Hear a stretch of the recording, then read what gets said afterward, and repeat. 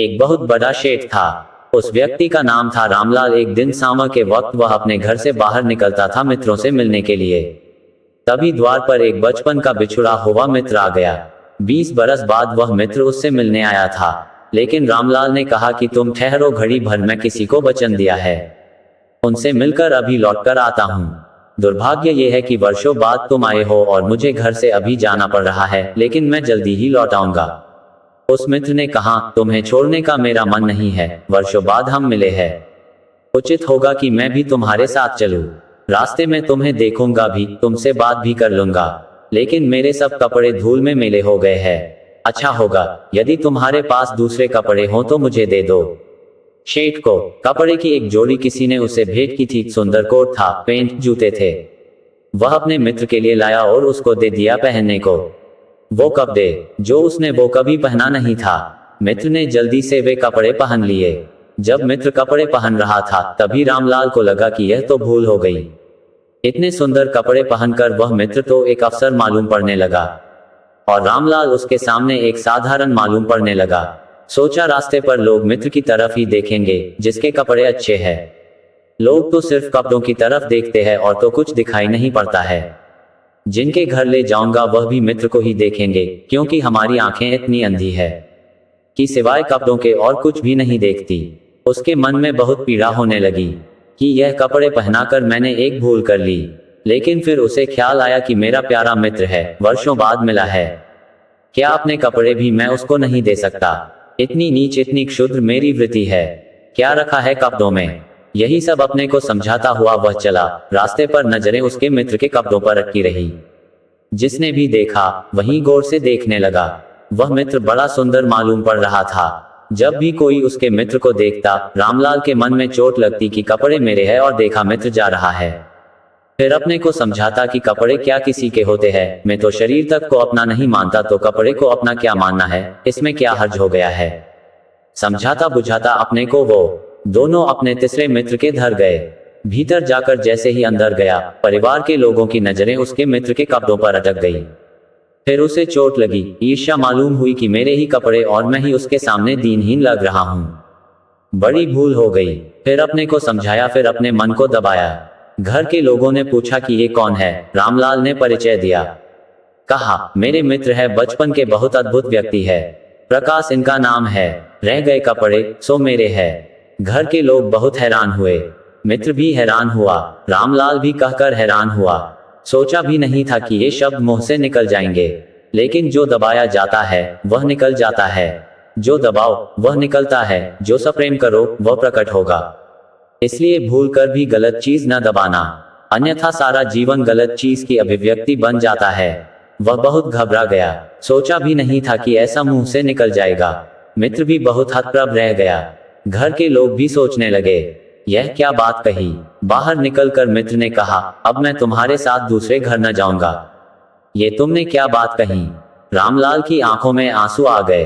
क्षमा मांगने लगा, कहने लगा भूल हो गई।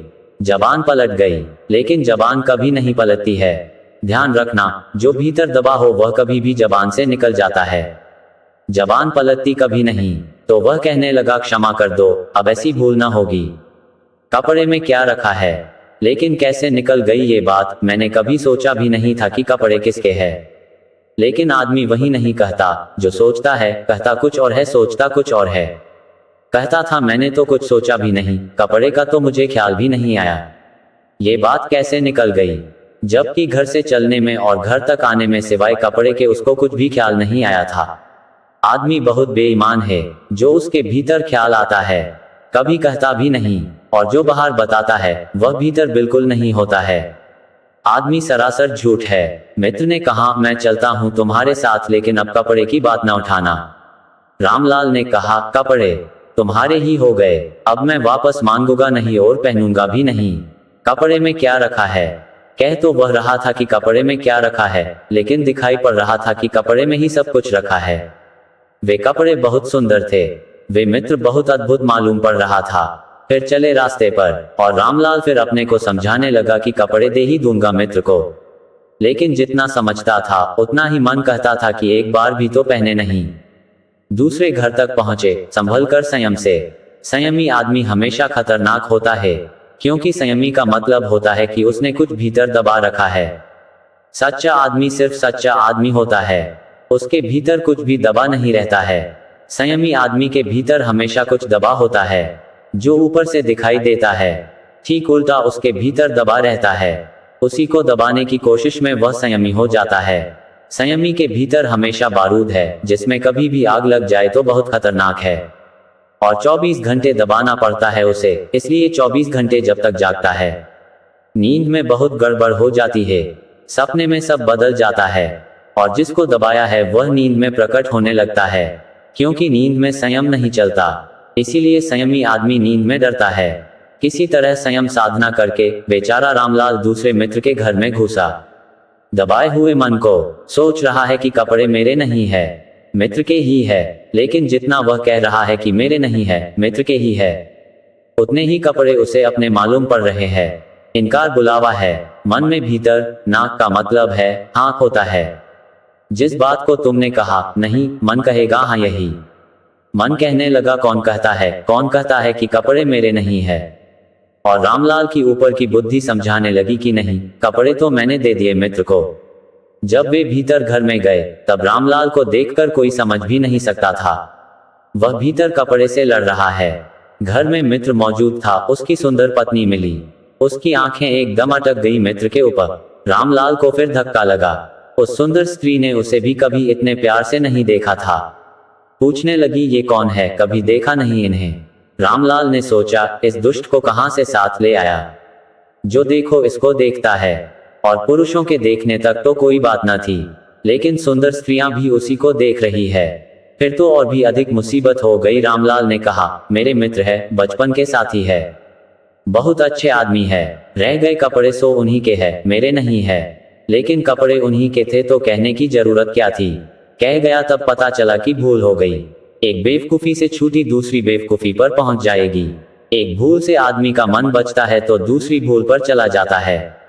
एक भूल की थी कि कपड़े मेरे है, अब दूसरी भूल हो गई कि कपड़े उसी के है, तो साफ हो जाता है कि कपड़े उसके बिल्कुल नहीं है।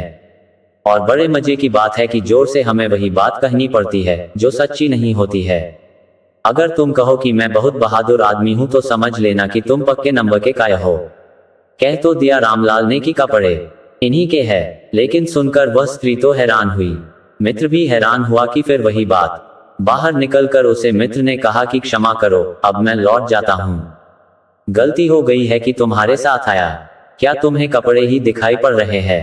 रामलाल ने कहा मैं खुद भी नहीं समझ पाता, आज तक जिंदगी में कपड़े मुझे दिखाई नहीं पड़े, ये पहला ही मौका है। क्या हो गया मुझे, मेरे दिमाग में क्या गड़बड़ हो गई? पहले एक भूल हो गई थी, अब उससे उल्टी भूल हो गई। अब मैं कपड़ों की बात ही नहीं करूंगा, बस एक मित्र के घर और मिलना है, फिर घर चलकर आराम से बैठेंगे।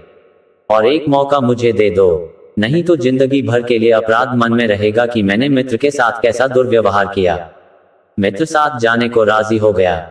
सोचा था अब और क्या करेगा, भूल बात तो खत्म हो ही गई है। दो ही बातें हो सकती थी और दोनों बातें हो गई है, लेकिन उसे पता न था भूल करने वाले बड़े इन्वेटिव होते हैं, नई भूल कर लेते हैं। शायद आपको भी पता ना हो। वे तीसरे मित्र के घर गए। अब की बार तो रामलाल अपनी छाती को दबाए बैठा है कि कुछ भी हो जाए, लेकिन कपड़ों की बात ना निकालूंगा। जितने जोर से किसी चीज को दबाओ उतने जोर से वह पैदा होनी शुरू होती है। किसी चीज को दबाना उसे शक्ति देने का दूसरा नाम है। दबाओ तो और शक्ति मिलती है उसे। जितने जोर से आप दबाते हैं उस जोर में जो ताकत आपकी लगती है वह उसी में चली जाती है। जिसको आप दबाते हो ताकत मिल गई उसे, अब वह दबा रहा है और पूरे वक्त पा रहा है कि मैं कमजोर पड़ता जा रहा हूं। कपड़े मजबूत होते जा रहे हैं। कपड़े जैसी फिजूल चीज भी इतनी मजबूत हो सकती है कि रामलाल जैसा ताकतवर आदमी हारे जा रहा है उसके सामने। जो किसी चीज से ना हारा था आज उसे साधारण से कपड़े हराए डालते हैं। वह अपनी पूरी ताकत लगा रहा है, लेकिन उसे पता नहीं है कि पूरी ताकत हम उसके खिलाफ लगाते हैं, जिससे हम भयभीत हो जाते हैं, जिससे हार जाते हैं, उससे हम कभी नहीं जीत सकते। अगर भीतर भय हो तो ध्यान रहे हम दूसरे से कभी नहीं हारते, अपने ही भय से हारते हैं। कम से कम मानसिक जगत में तो ये पक्का है कि दूसरा हमें कभी नहीं हरा सकता, हम हमारा भय ही हराता है।